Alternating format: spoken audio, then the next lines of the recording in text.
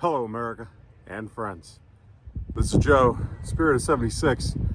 Welcome to my front yard. And I've got one question today. Can we finally give Poplar some respect?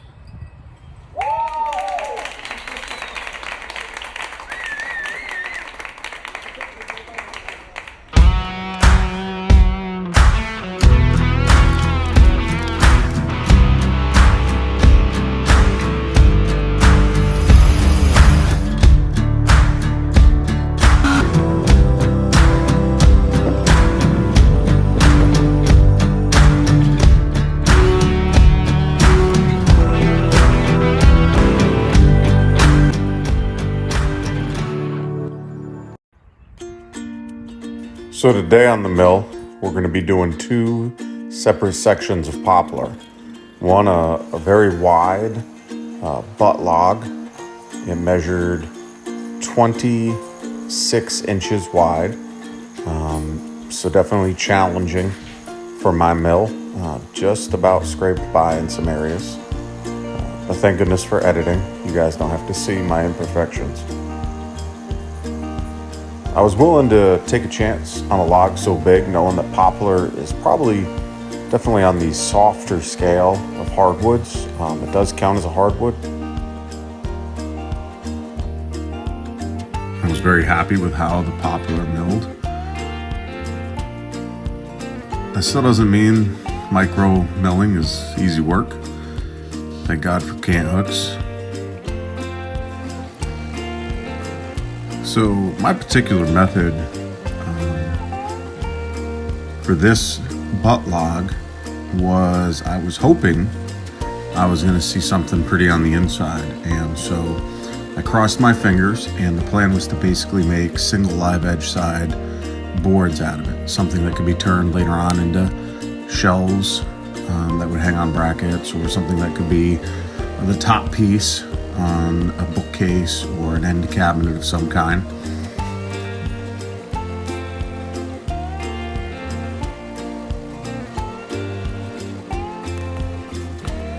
And so for that reason, I like a thick, chunky look, and you can always cut the wood further down later, but you can't always add it. So I tend to mill at 2 inches thick for that purpose. Knowing that, you know, a few passes through the planer and some sanding, and you end up with an 1.5 inch board.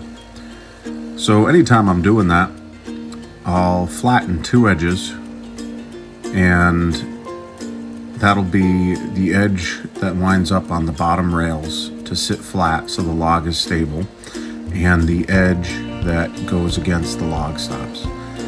Plus, once you get that down and you have a good corner, you haven't created a cant. You've got, after your first pass, you've got a 3-sided log, but you can put the log stops down, and the corner of those first 2 cuts will sit nicely in the 1-inch log stops that are standard on the rails of the Wood-Mizer. And then I can just go to work 2 inches at a time. I was real happy with how, as I cut into the heartwood of this, there was a lot more variation. Being a butt log, I thought it might just be a little too clean and not have enough character, but as I opened it up, there were bark inclusions and branch inclusions and some traffic patterns through the grain that really, to me, was quite interesting and provided a lot of character. A mill such as the Wood-Mizer LX25, it's not really a slab mill. In fact, it's the smallest mill you could buy. So to cut slabs with it really is a purpose it probably wasn't best designed or suited for, but we get it done. Little tricks of the trade and that sort of thing. But you can see, as that log tends to sit in the open cradle of the mill, that even after reducing it by several inches, we're pretty close right up to that edge of what we can do for our max. I just want to take a moment here and talk about the role of dirt on your logs. A lot of people talk about it in terms of, you know, I don't want it on the bark, it's going to dull the blade and cause irregular cuts, and all that's very true, but you know, it's not talked about often enough what dirt does in terms of staining. So here I was, you saw the clips, I had a good good couple slabs going, and they were coming out real nice, even though it's Poplar and everybody's got an opinion about that. I think, you know, there was real potential in this slab. I was giving it a go. You know, if I'm wrong, I'll resaw it into dimensional lumber, but, you know, I wanted to try. And then right in here, there was some packed mud inside the bark. You know, Poplar bark can be a little thick, a little deep. There was a pocket of mud, and I didn't really see it or want to pay attention to it. The next thing you know, I get this mud streak right here, and I hope you can see that on the camera. And basically that renders that pretty useless because the wood is wet, so there's really no way to extract it or sand it or plane it. And as it dries, it's just gonna sink in and permeate. And then, you know, that mud, it's in the grain, so if you run it through the planer, it's gonna hurt those. So, you know, those are just some thoughts to keep in mind. I do end up milling this last bottom piece, 4 inches thick. I think it has the potential to maybe be a nice mantle candidate. And so we'll stick that on the pile to dry it.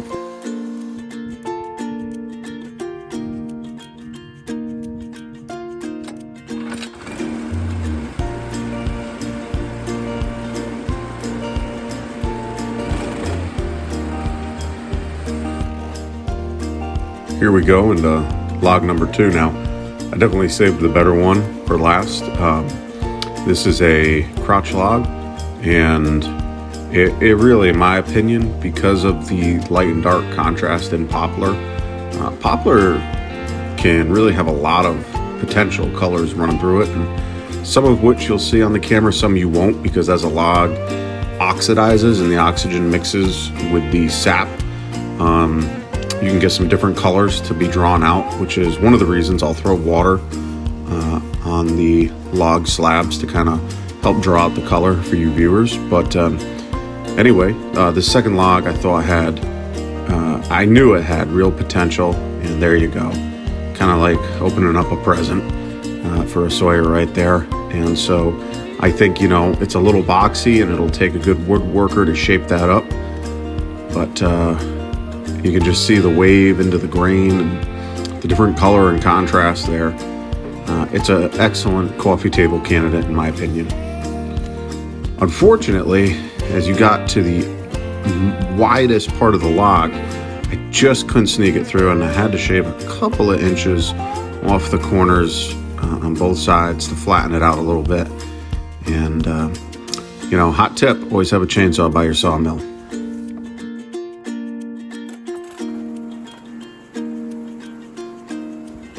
But we were back on track in no time flat. And again, you know, Poplar, it's a hardwood, but it's definitely softer and it mills nice. And so we were able to push the saw blade right through pretty easily. And obviously the same was through on the chainsaw.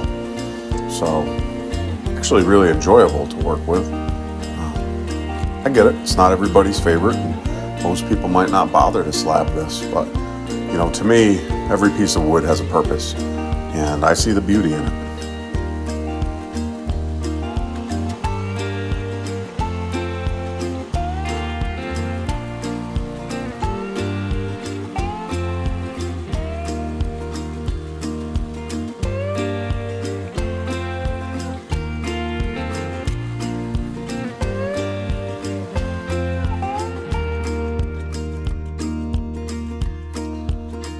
In the end, I was very happy with the products I produced that afternoon, and look at the sunlight hit that grain and on that slab. It's really awesome.